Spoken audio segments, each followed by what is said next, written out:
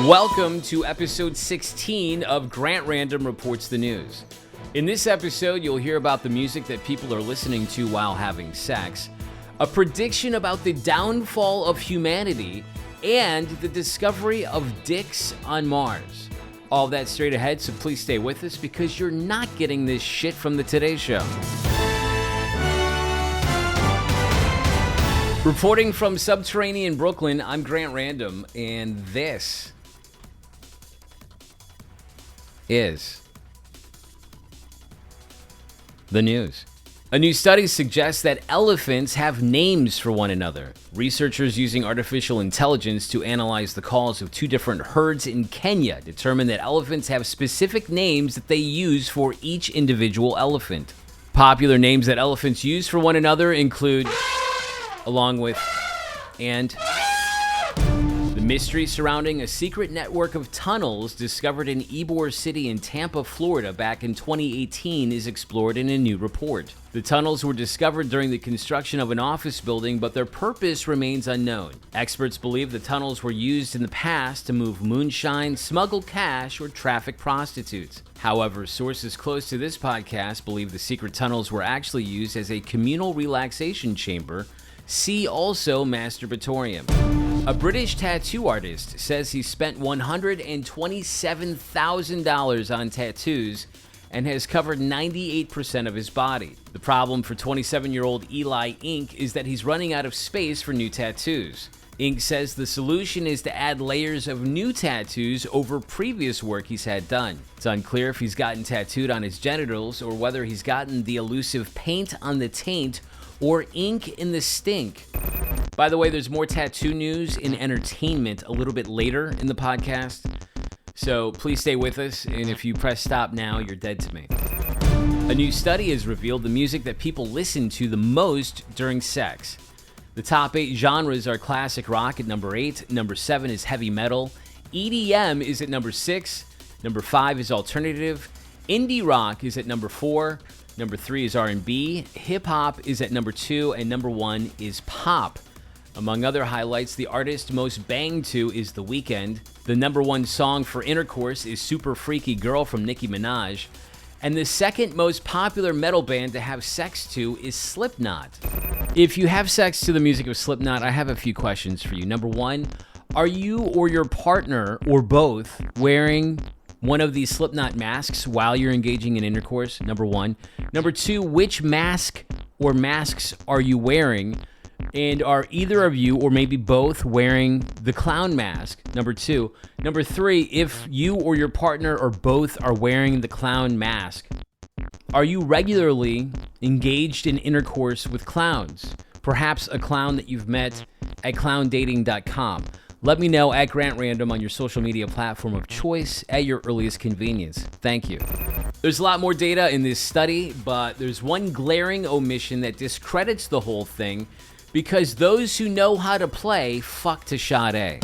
A blind Bulgarian woman who is known for making eerily accurate predictions is getting attention from multiple outlets for reportedly predicting that the beginning of the decline of humanity would begin in 2025. Before she died at the age of 86 in 1996, the mystic and soothsayer known as Baba Vanga reportedly had an impressive track record of predicting world events like 9/11, the Chernobyl nuclear accident, and Princess Diana's death. Critics say her predictions were never fully written down and are therefore largely bullshit. Baba Vanga's supposed prediction about the fate of humans suggested that events in 2025 would set into motion the eventual demise of humanity in the year 5079, meaning you have a little over 3,000 years to get your affairs in order.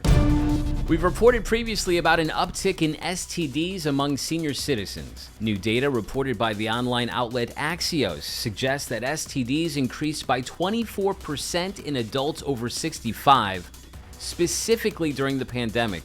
It's another reminder for some that since Grandma joined the knitting circle in the sky, Grandpa has likely been spending a lot of time on the dating site Silver Singles, where he may describe himself as being really good at laying pipe. Sports. Protesters have postponed plans to defecate in the Seine River in advance of the Paris Summer Olympics. The protesters are upset about a variety of issues related to the Summer Games, including constant construction, higher prices across the city, increased security measures, and the crackdown on sex workers. With multiple Olympic swimming competitions taking place in the Seine, the protesters were hoping to make the river unusable for these events. The protest was planned for June 23rd in advance of a planned swim in the Seine by the French president and the mayor of Paris, but both politicians postponed their plans for, quote, political reasons. That the protest was postponed was a huge letdown for the protesters, the supporters of their movement, and those of us who enjoy watching people shit in municipal waterways. Sports. Professional wrestling legend Hulk Hogan has launched a new beer that he says will bring America together. In a video promoting his Real American Beer, the Hulkster says the new brew is for you, regardless of your race, sex, political affiliation, religious beliefs, etc. Hogan says this new American-style light lager will unite people because we all want the same things. He then proceeded to list the things that all Americans can agree on, a list that was filled with things that Americans totally don't agree about, like at all. Hulkamaniacs will be delighted to know that Hogan has promised that his Real American Beer will, on occasion, cause those who drink it to have beer shits that will be colored red, white, and blue. In entertainment, music and style icon Lenny Kravitz says he's been celibate for 9 years. The rock star spent many years as a renowned coxman, but says he's left behind his previous lifestyle and is waiting to find true love before banging once more. To fill the void, Kravitz is focused on his music career, posting videos of himself working out in leather pants, and revisiting his substantial mental Rolodex while in the shower. Comedian and Jackass star Steve-O celebrated his 50th birthday by getting a tattoo of a cock and balls on his face. The new ink was administered by Post Malone and was done recently while both were at the Bonnaroo Festival. The phallic tattoo is above Steve-O's right eye and is on display this summer during his stand-up tour. Steve-O had previously wanted to get this tattoo for Jackass Forever, but that idea was rejected by Johnny Knoxville, who said there were already too many penises in the movie. This is interesting considering it was a production of Dick House. There's breaking Steve-O news that's just coming into the Idiocy newsroom. We've learned that the prankster announced on the X5 podcast that he's planning to get breast implants. The comedian says that he's getting D-cups and will then proceed to use his new boobs to film himself in disguise while doing some hidden camera pranks. Regarding his planned procedure, Steve-O says, "I've always been a body modification guy. Like with my whole back tattoo, with my butt piercing, body modification has been a part of my fucking deal. It's been a lane in my art since the beginning." The Jackass alum says he'll have his new cans removed after 2 months. A 2-month period that will most definitely be, well, tits. We wish Steve-O well with his new endeavor and hope that once removed, his art, will one day hang in the Louvre, the Met, or from the rearview mirror of an influencer's Bugatti after placing the winning eBay bid at $200,000.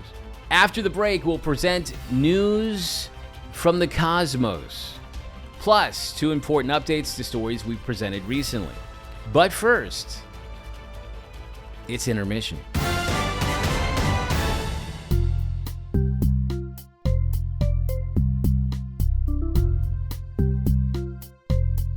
This is intermission.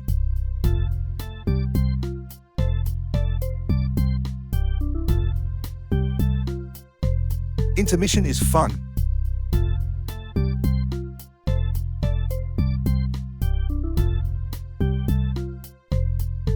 I have no soul and little regard for humanity.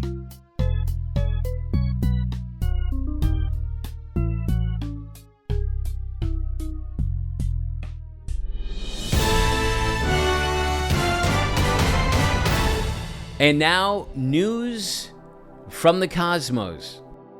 I'm sorry, let me try this again. News from the cosmos. Look, I'm still trying to figure out the editing software, so cut me some slack. What were we doing again? Oh, right. News from the cosmos. NASA's Perseverance rover has made news by taking a journey on Mars that, when illustrated on a map, resembles a huge penis. This isn't the first time that a NASA vehicle has created a phallic image on the red planet. In fact, there's a rich tradition of rovers drawing dicks on the surface of Mars. Back in 2004, the Martian rover's Spirit and Opportunity, upon landing, made tracks on the surface that clearly depicted schlongs. Then in 2012, the next generation Curiosity rover made a path that strongly resembled a prick. The upside, some say, is that these Martian manned missiles inspire interest in space exploration and appeal to those of us who enjoy looking for space hogs while looking at the heavens. See also cosmic cockwatching. News from the cosmos. A Russian cosmonaut has become the first person to spend 1,000 days in space. 59-year-old Oleg Kononenko has made 5 trips to the International Space Station since 2008 and is up there as of this report. Having set the record for time in space, Kononenko has undoubtedly achieved other milestones as a result. For example, it's likely that Kononenko, given his age, has sharded more than anyone else in space. It's also possible that the cosmonaut has the most instances of screaming obscenities because the bad satellite internet connection is messing up his access to Pornhub. And there's a strong likelihood that Kononenko has, on more occasions than any other astronaut, lied about the satellite internet connection being bad when getting FaceTimed by his wife. What's clear is that Kononenko is committed to his work and staying the fuck away from Mrs. Kononenko. We have updates to 2 stories we reported previously. We recently told you about the kilt-wearing Texas man who was arrested after entering 2 different stores and shoving antiques into his ass before returning the feces-smeared merchandise to the shelves. We've now learned that 60-year-old Mitchell Vest has pleaded guilty after being charged with criminal mischief. Vest was sentenced to 12 months probation and will forever be known in his community as the guy in a kilt who combined his love of antiquing with fecal terrorism. The story we presented on a recent episode about the worker who attempted to steal a dead guy's sex doll now has new details. As we reported previously, 42-year-old Ryan Smith was sent by his company to pick up the corpse of a deceased man at his residence. While collecting the stiff, Smith noticed the dead guy's sex doll and allegedly returned to the residence later that day, telling apartment complex staff that he needed to collect the sex doll for the sheriff's department for evidentiary purposes. After being denied this request, he was discovered later by building management locked in the apartment and was found with his shirt untucked and his pants in a state of disarray, suggesting he may have been engaged in an intimate encounter with the dead guy's sex doll. New court records allege that not only was Smith accompanied by a co-worker when he originally collected the cadaver, but that both men made comments about the sex doll while at the premises. We've also learned that after getting kicked out by management, Smith asked a janitor when management left for the day, suggesting he was hoping to return to steal the sex doll once and for all. Finally, and perhaps most importantly, we learned that the sex doll was found on a bed next to the dead guy, meaning there's an excellent chance that the dead guy might have died while banging the sex doll. Several important questions do remain about this case. Is it lust or is it love for Smith? And if it is love, how far will Smith go to be reunited with his new romantic interest? And if Smith's likely incarceration prevents him from reuniting with his inanimate paramour, what happens to the dead guy's sex doll now? Also, why won't anybody return my calls regarding putting in an offer on this gently used and clearly in-demand sexual appliance? This all begs a bigger question. How do grieving family members handle finding their deceased loved ones' fuck toys? And what, if anything, are people doing to prevent their loved ones from finding their sexual devices in the event of their demise?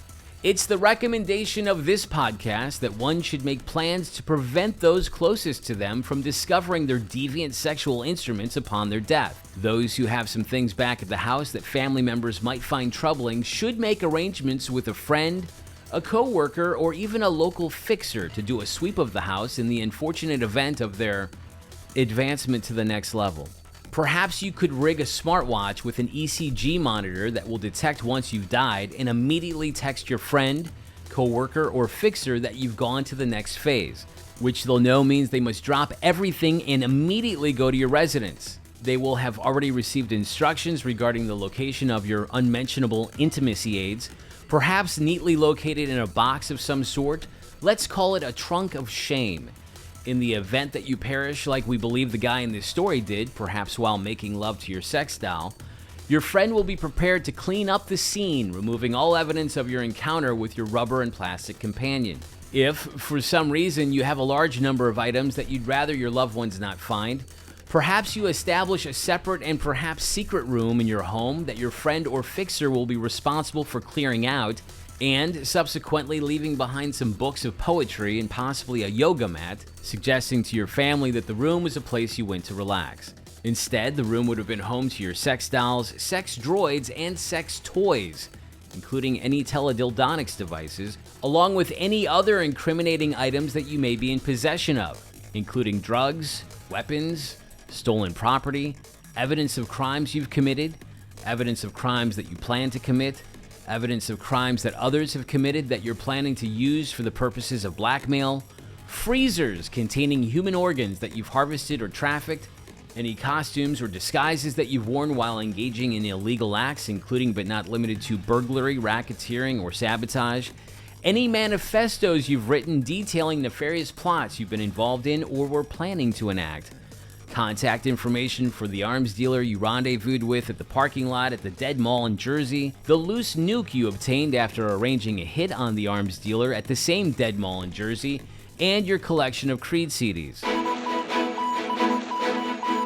Thank you for listening to episode 16, also for subscribing and for connecting with me at Grant Random on social media. Please send me your feedback and also any tips for stories that I should cover. If you send me a story I use, I will mention you. Thank you again for listening to the podcast of choice for those who've gotten tattooed on the anus. See also Die in the Brown Eye.